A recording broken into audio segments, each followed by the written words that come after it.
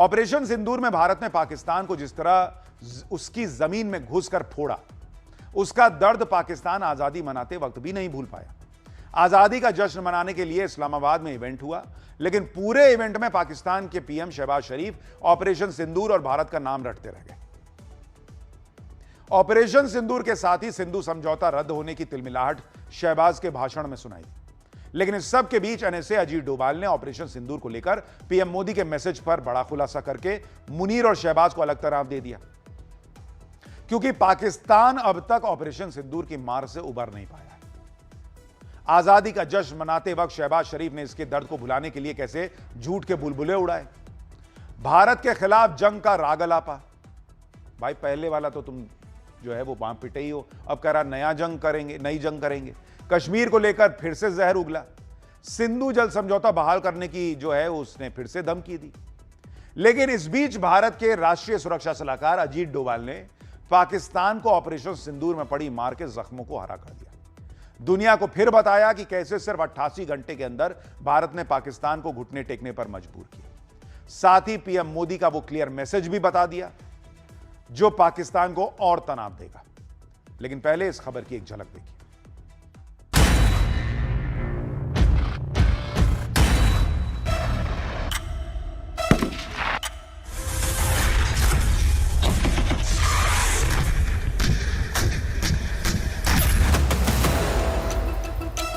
पाकिस्तान के पानी की एक एक बूंद हमारी रेड लाइन है। 1.5 साल से यही थ्रेट सुन रहे हैं।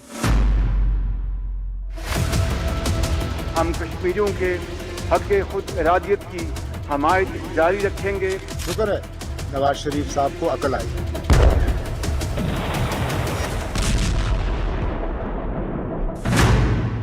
भारत बराह रास्त पर न आया तो उसे बराह रास्त जवाब दिया जाएगा। जो भी भारतीयों का खून बहाने की कोशिश करेगा उसको उसकी भाषा में ही जवाब दिया जाएगा।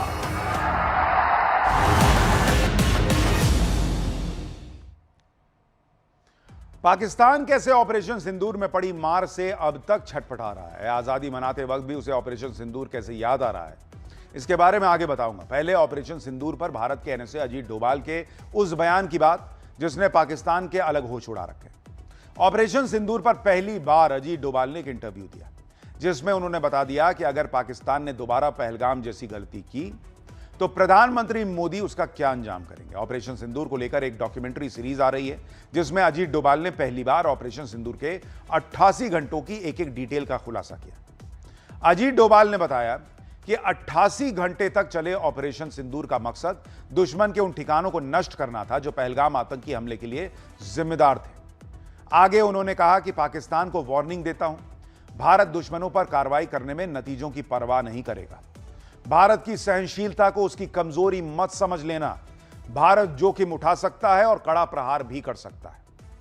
इस इंटरव्यू में अजीत डोभाल ने यह भी बताया कि कैसे प्रधानमंत्री मोदी ने विदेश दौरे से लौटते ही एयरपोर्ट पर उनसे पहलगाम आतंकी हमले की पूरी डिटेल ली थी और ऑपरेशन सिंदूर के जरिए इसका बदला लेने का फैसला किया।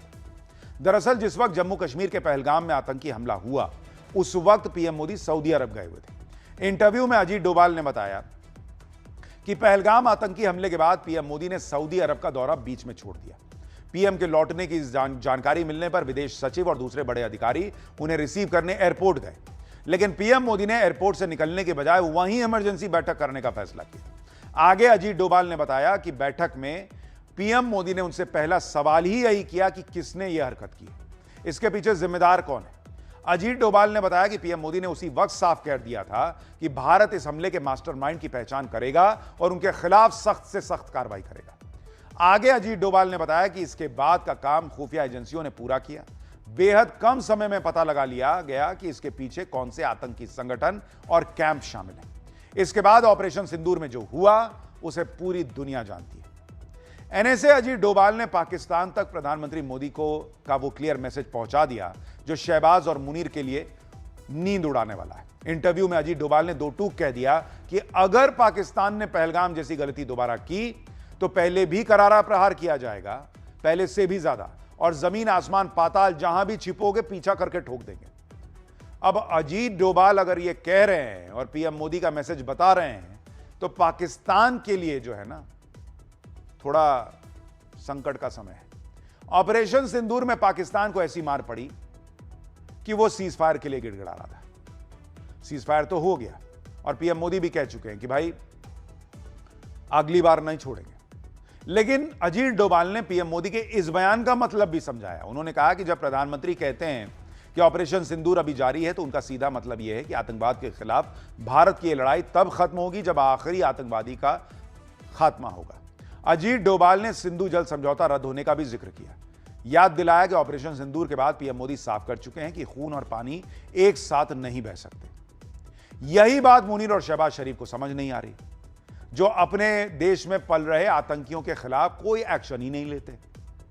कल ही हमने आपको दिखाया था कि वहां पे इमरान खान के सरकार के वक्त गृह मंत्री रहे नेता जो हैं वो खुले में मीडिया के सामने कह रहे हैं कि हाफिज सईद जो है वो तो उसके गुलाम है। लेकिन सिंधु समझौते को लेकर आए दिन भारत को पाकिस्तान जो है कुछ ना कुछ अलाय बलाय बोलता रहता है। सुनिए पाकिस्तान की आजादी के जश्न के दौरान भी शहबाज शरीफ ने क्या कहा। जंग में शिकस्त के बाद भारत ने सिंतास मुआहदे को यकतरफा और गैर कानूनी तौर पर मुअत्तल करके खुद को अमन का दुश्मन साबित किया है। मैं वाशगाफ अल्फाज में ऐलान करता हूं कि पाकिस्तान के पानी की एक एक बूंद हमारी रेड लाइन है। भारत राह रास्त पर ना आया तो उसे बराह रास्त जवाब दिया जाएगा। अब यह भी देखिए कि पाकिस्तान अब तक ऑपरेशन सिंदूर में पड़ी मार का दर्द क्यों नहीं भुला पा रहा है।